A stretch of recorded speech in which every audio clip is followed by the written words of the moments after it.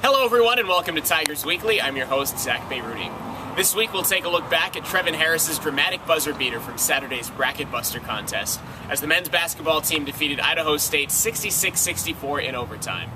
But first we caught up with Florian Gornik from the men's volleyball team. Florian leads the team with 10 service aces, so we had him take us through the intricacies of serving to give us some insight into his success.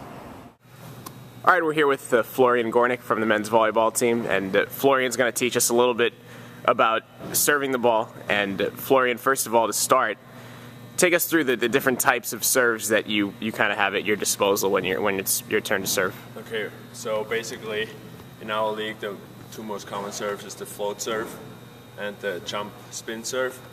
So the float serve is tricky to pass because it's moving a lot. So basically you can jump, there's a jump float serve, but usually also sometimes guys do the standing float serve. So what you want to do is focus on the firm contact, and the difference is you don't want to spin the ball, so you just want to really focus on a tough contact with the ball and let the ball float in the air. So if I demonstrate that, really have firm contact, no rotation on the ball whatsoever. I'm going to do it again. Really contact the ball in the middle of it and let the ball not rotate in the air, and that creates a little bit of the floating effect. This jump spin serve, on the other hand, is a hard-driven ball, kind of like we attack the ball. So what is important is the toss of the ball. So what I do, you have your ritual, and then you toss the ball high up in the air, wait a little bit of time, and then hit it as high as you can and position it wherever you want to have your defenders pass the ball. Toss it there.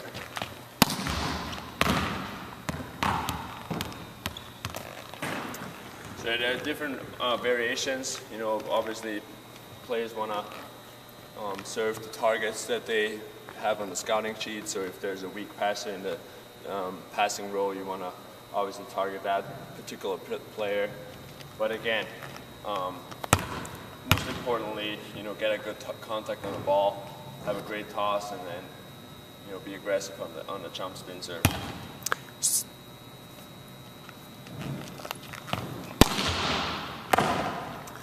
So scouting really does come into play when you're going to serve the ball. Definitely. I mean, there's definitely weak links either for float serve or for jump serve, and you want to target those players. The libero particularly is supposedly a good passer, so you want to avoid that in the passing lineup and go to the targets.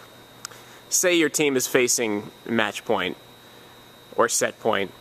How much pressure actually is there if you're serving to not serve it into the net, and how do you adjust? Right.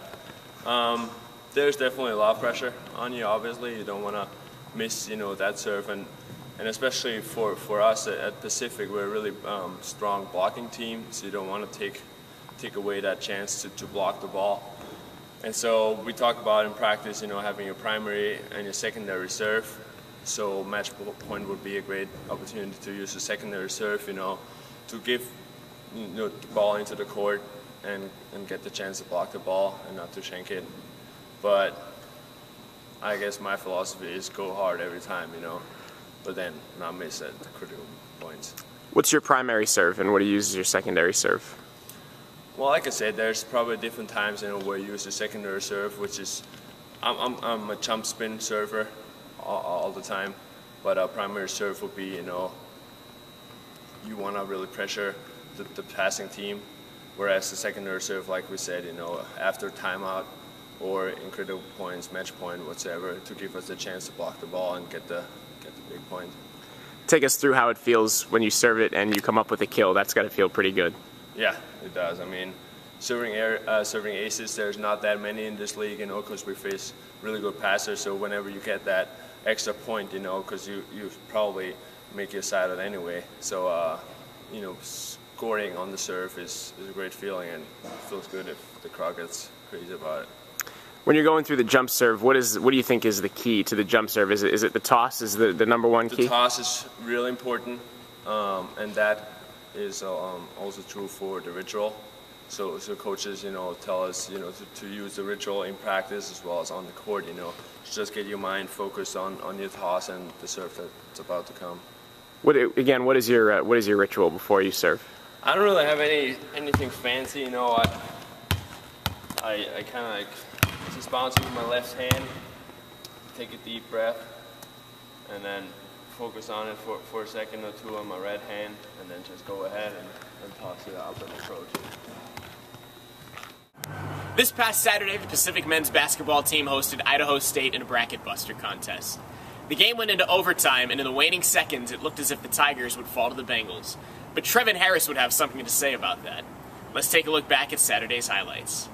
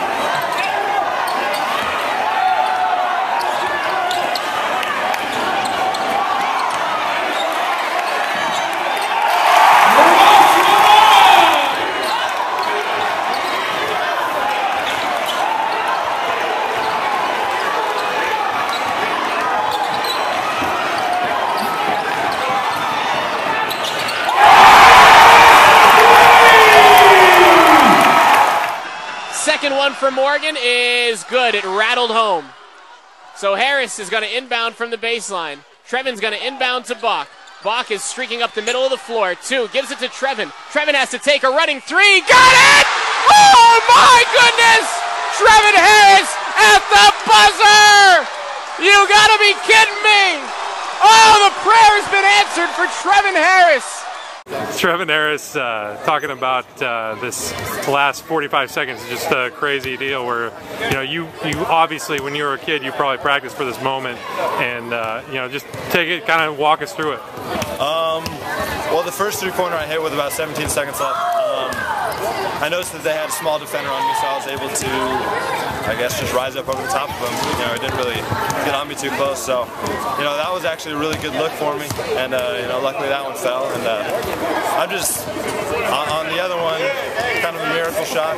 I'm just glad that Bach gave it back to me. They both the guards started running right at Bach.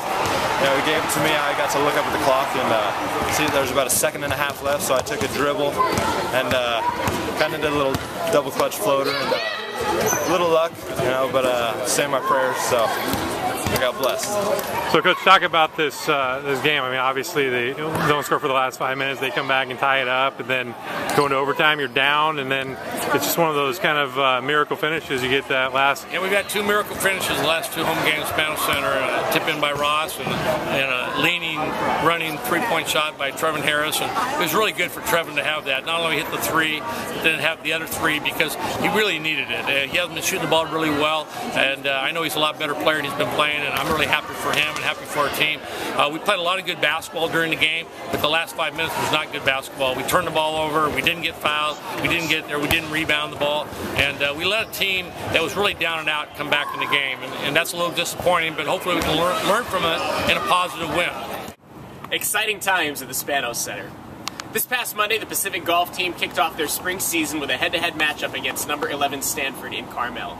Playing against some of the best golfers in the nation, the young Tigers played the Cardinal to a draw, going 2-1-2. The golf team will head to Fresno this week to play in the Fresno Lexus Classic. A great start to the spring season for the Tigers on the links. Until next time, so long everyone, and go Tigers.